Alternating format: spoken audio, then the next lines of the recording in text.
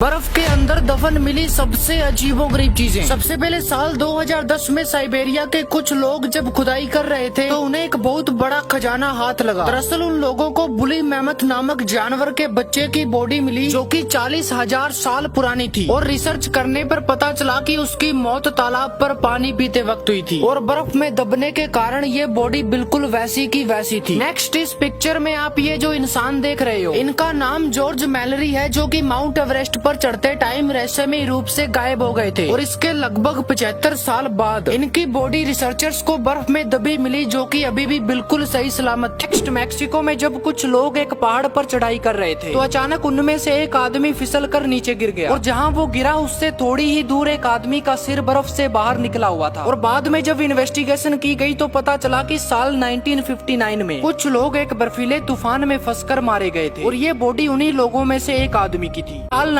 1991 में वैज्ञानिकों को बर्फ के अंदर एक आदमी की बॉडी मिली जिसकी उम्र 5,000 साल थी और ये अब तक का सबसे पुराना इंसानी शरीर था जिसे ओटजी कहा जाता है। और जब इसकी बॉडी पर रिसर्च की गई तो पता चला कि जवानी में इसने 60 के लगभग टैटू बनवाए थे लेकिन फिर कंधे में तीर लगने की वजह से ये मारा गया था। साल 2014 में वैज्ञानिकों को अंटार्कटिका में पहली बार एक ह्यूमन स्कल मिली लेकिन ये स्कल कुछ ज्यादा ही अजीब थी क्योंकि इसका स्ट्रक्चर बिल्कुल एक एलियन के सिर जैसा था। बाद में एक रिसर्च में पता चला कि एंशिएंट टाइम के कुछ रिचुअल्स की वजह से उनकी खोपड़ी ऐसी हो गई थी। लेकिन मेरे दोस्त, ऐसे रिचुअल्स तो सिर्फ एंशिएंट इजिप्ट में होते थे, तो क्या इसका मतलब ये है कि इजिप्ट के लोग पहले अंटार्कटिका में रहते हो और बाद में वो क्लाइमेट चेंज की वजह से अफ्रीका में आ गए। साल 1999 में वैज्ञानिकों को बर्फ के नीचे 3 ममीफाइड बॉडीज मिली जो कि इंका सिविलाइजेशन के बच्चों की थी जिनकी किसी जमाने में बलि दी गई थी। दरअसल जब इन पर रिसर्च की गई तो पता चला कि इन बच्चों को जिंदा दफनाने से 2 साल पहले इनकी खातिरदारी शुरू कर दी गई थी और सैक्रिफाइस करने वाले दिन इन तीनों को अच्छी तरह से सजाकर जिंदा ही दफना दिया गया था। इंडोनेशिया में जब कुछ लोग समंदर को एक्सप्लोर कर रहे थे तो उन्हें वहाँ एक पिंजरा दिखा जिसके अंदर बड़ी सी मछली को बांध के रखा गया था और ये मछली यहाँ कई सालों से बंधी हुई थी और इसके साथ ही पिंजरे में उस मछली के बच्चे को भी पूंछ से बांध कर रखा गया था। नेक्स्ट साल 1995 में जापान के समुद्रों में डाइवर्स को अजीब से डिजाइन वाले बड़े बड़े सर्कल्स मिले जिन्हें देखकर पहले तो साइंटिस्ट का दिमाग खराब हो गया और फिर रिसर्च की गई तो पता चला कि इन्हें तो मेल पावर फिश फीमेल्स को अट्रैक्ट करने के लिए बनाते हैं। औरत का चक्कर बाबू भैया, औरत का